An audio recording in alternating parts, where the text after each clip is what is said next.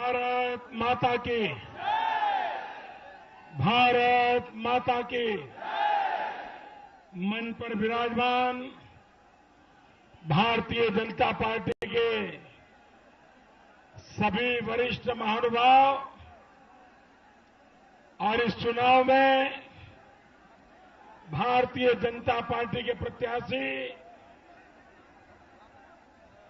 निरंजन ज्योति जी, रायबरेली से श्री अजय अग्रवाल जी और यहां विधानसभा का भी उपचुनाव है, श्रीमान विक्रम सिंह जी।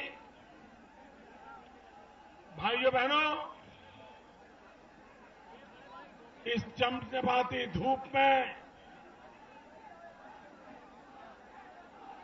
आप लोग इतने उमंग और उत्साह के साथ इस सभा को सफल बना रहे हैं।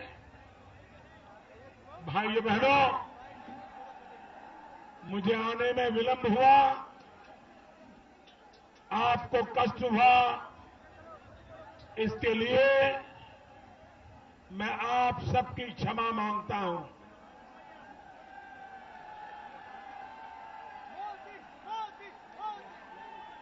लेकिन मेरे भाइयों बहनों, आप लोगों ने इस ताप में जो तपस्या की है, मैं उसे कभी बेकार नहीं जाने दूंगा।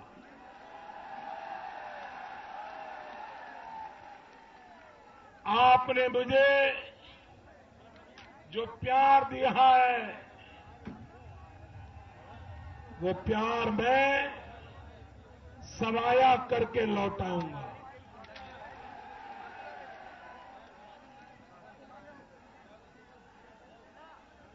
भाइयों बहनों,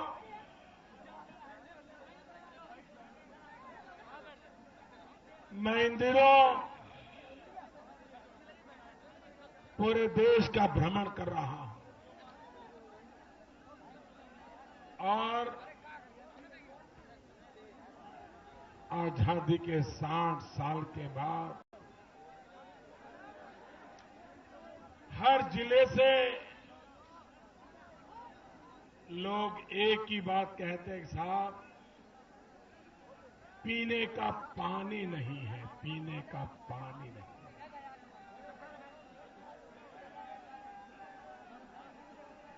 मैं हैरान था, ये फतेहपुरा, ये रायबरेली, ये बड़े बड़े दिग्गजों का कार्यक्षेत्र, और यहां पर 70-80% घर जिनमें शौचालय नहीं है। भाइयों बहनों, जिस क्षेत्र का नेतृत्व कोई महिला करती हो और उस इलाके में महिलाओं के लिए शौचालय न हो, मां बहनों को अगर शौच जाना है तो अंधेरा आए तब तक इंतजार करना पड़े। क्या दिया आपने इनको? भाइयों बहनों, कितनी बर्बादी की गई होगी। सत्ता सुख में डूबे लोग जनता को अपनी जेब में मानने वाले लोग, इन्हें जनता की कोई परवाह नहीं है। अगर परवाह होती, कम से कम यहां के हर घर में नल होता, नल में पानी होता, घर में बिजली होती, एक शौचालय होता। भाइयों बहनों, मुझे बताइए, क्या 60 साल की आजादी में आपको ये लेने का हक है कि नहीं है? आपको इतना मिलना चाहिए कि नहीं मिलना चाहिए? जिन लोगों ने ये भी नहीं दिया है, उनको सजा देनी चाहिए कि नहीं देनी चाहिए? भाइयों बहनों, क्या कर दिया है इन्होंने, मेरे देश को क्या कर दिया है। लूटा है, आपके अरमानों को लूटा है, आपके सपनों को चूर चूर कर दिया है। और इसलिए भाइयों बहनों, ये चुनाव अब आखिरी दौर की ओर आगे बढ़ रहा है। और अब तक जो मतदान हुआ है, इससे ये साफ हो गया है, अब तक जो मतदान हुआ है, इन मतदाताओं ने दो महत्वपूर्ण काम किए हैं। दो महत्वपूर्ण काम किए हैं। एक, मां बेटे की सरकार गई।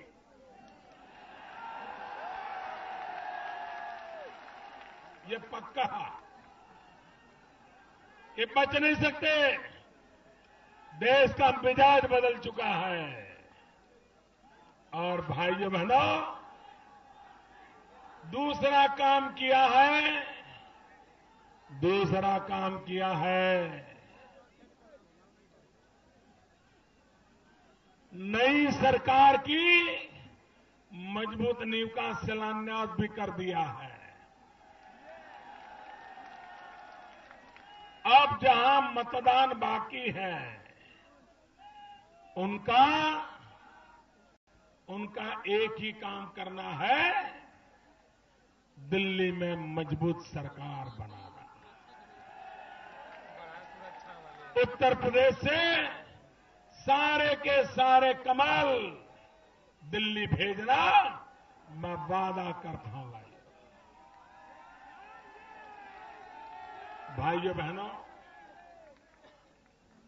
इन दिनों चुनाव में मां और बेटे के बीच में स्पर्धा चल रही है।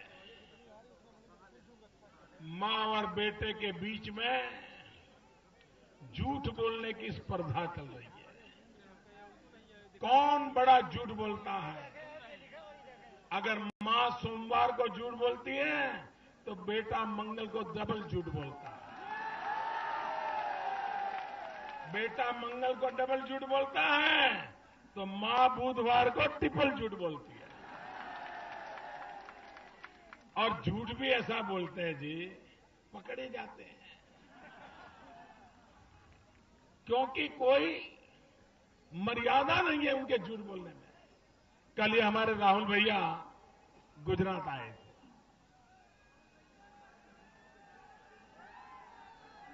और उन्होंने क्या बोला, आज मैं सुबह निकला तो मैं टीवी पे देख रहा था। उन्होंने कहा कि गुजरात में लोकायुक्त नहीं है। अगर लोकायुक्त होता तो ये मोदी जेल में होता। वाह, क्या सपने देख रहे हो। रात में कैसे कैसे सपने आते हैं। मोदी जेल में होता। अरे 10 साल से आपकी सीबीआई मेरे पीछे लगी है, आपकी आईबी लगी है, आपका रॉ लगा है, आपका इनकम टैक्स डिपार्टमेंट लगा है। कुछ नहीं छोड़ा है आपने, और फिर भी आपके सामने खड़ा हूं।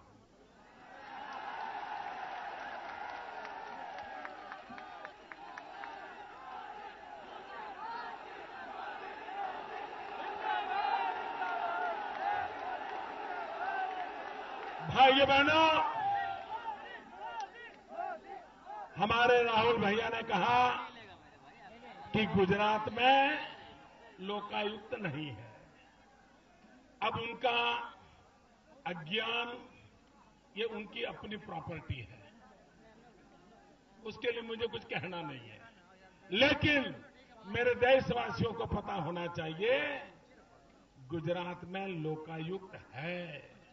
हाईकोर्ट के निवृत्त जज बैठे हुए हैं।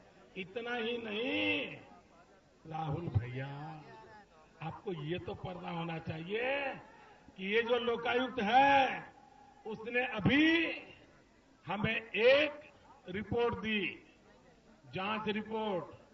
वो जांच रिपोर्ट थी आप ही के कांग्रेस के गुजरात के भूतपूर्व मुख्यमंत्री श्री अमर सिंह चौधरी के बारे में। और लोकायुक्त ने कहा है कि अमर सिंह चौधरी जब मुख्यमंत्री थे तब उन्होंने गैर कानूनी तरीकों से जंगलों को काट काट करके लकड़ी बेच दी थी। आपके मुख्यमंत्री को गुजरात के लोकायुक्त ने दोषी माना है। और गुजरात लोकायुक्त ने जो हमें रिपोर्ट दी, वो रिपोर्ट हमने असेंबली में भी रखी है। लेकिन हमने राजनीतिक छींटाकशी इसलिए नहीं की क्योंकि अमर सिंह चौधरी जिन्होंने गुनाह किया सिद्ध हो गया, उनका स्वर्गवास हो गया। और हम नहीं चाहते थे कि किसी मृतक व्यक्ति के प्रति कभी भी कुछ भला बुरा बोले, इसलिए हम चुप थे। लेकिन आज इतना बड़ा झूठ बोल करके हमारे मुंह में उंगली डाली है तो मुझे बोलना पड़ रहा है। इतना ही नहीं, राहुल भैया, आपको पता होना चाहिए, जिस अमर सिंह चौधरी ने जंगलों की चोरी की, जिसको लोकायुक्त ने गुनहगार सिद्ध कर दिया, उसका बेटा दिल्ली में कांग्रेस की सरकार में मंत्री है, मनमोहन सिंह की सरकार में। आप क्या बातें कर रहे हो? जेल किसको जाना चाहिए? इतना बड़ा झूठ बोल रहे हो। वो दूसरा कहते हैं, वे कहते हैं गुजरात में राइट टू इंफॉर्मेशन में कमिश्नर नहीं है।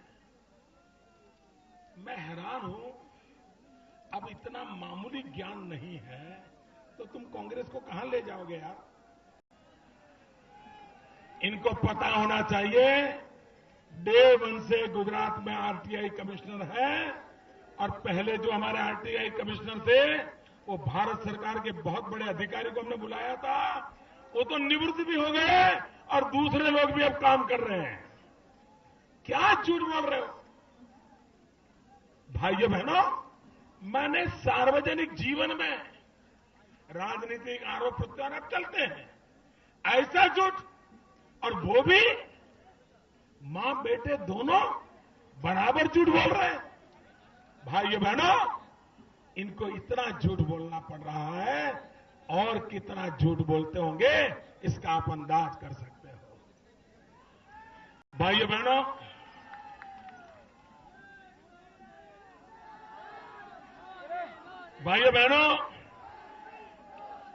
ये मां बेटे की सरकार चारों तरफ जाकर के गीत गाती है कि उन्होंने नरेगा दिया। नरेगा में क्या हुआ उसका हिसाब नहीं देते हैं।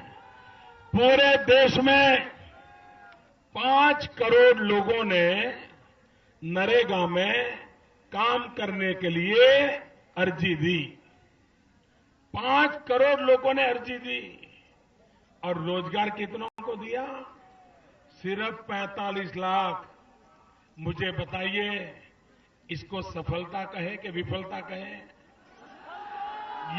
ये आंख में धूल झोंक रहे कि नहीं झोंक रहे? ये मूर्ख बना रहे कि नहीं बना रहे? इतना ही नहीं भाइयों, मैं जरा आगे सुनाता हूं। जरा देखिए, ये सारे दुनिया में नरेगा के गीत गा रहे हैं, रोजगार देने का दावा करते हैं। अमेठी और रायबरेली में क्या किया है? अमेठी में 67,000 लोगों ने काम मांगा था। 67,000 परिवारों ने। ये मां बेटे की सरकार ने अमेठी में काम दिया 2,100 परिवार को। कहां 67,000 लोगों की मांग और कहां 2,100 लोगों को रोजगार? काम मिला सिर्फ 3.25% लोगों को। रायबरेली में 1,23,000 परिवारों ने नरेगा में काम मांगा था।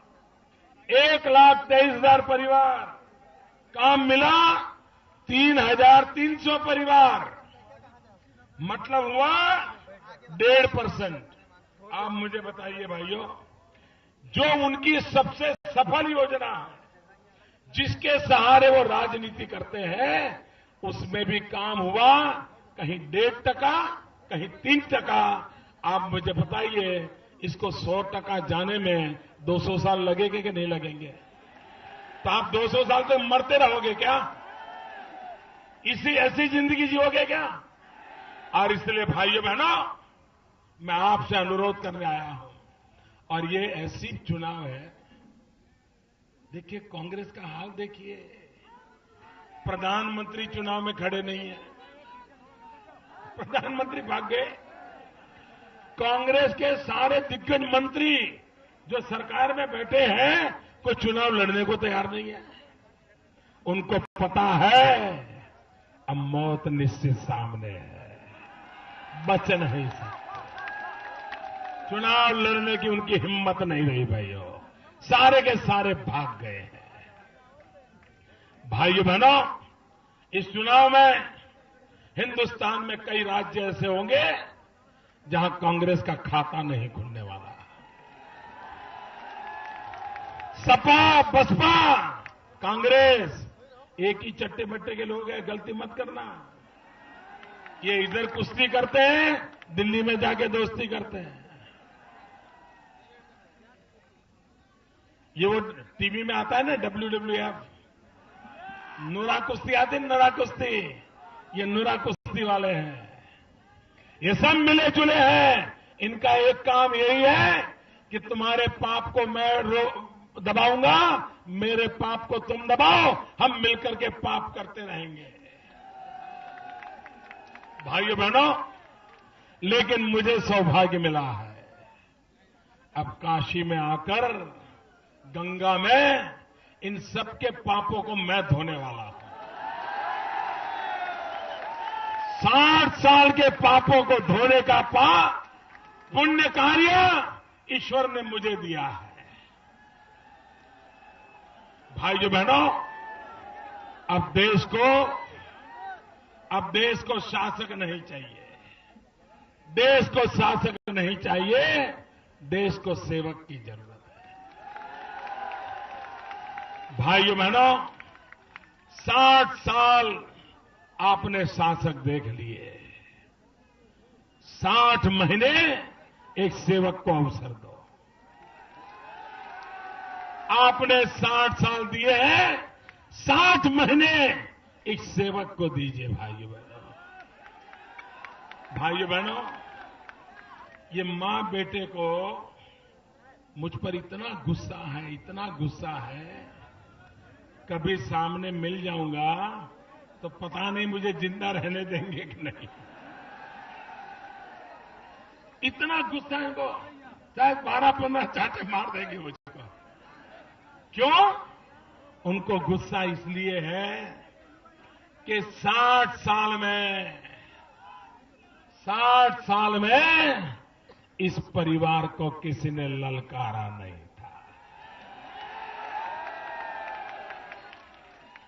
कोई उनका जवाब नहीं मांग सकता था। लोग जाकर के जी हजूरी करते थे। भाइयों बहनों, उनको गुस्सा इस बात का है कि एक चाय बेचने वाला, नाना एक चाय बेचने वाला हमें ललकारता है। हाँ, आप तो सोने का चम्मच लेके पैदा हुए हो, मैं चाय बेचते बेचते आया हूं। मैं गरीब घर में पैदा हुआ हूं। मां अड़ोस पड़ोस के घर में बर्तन साफ करती थी, पानी भरती थी, हमें बड़ा किया।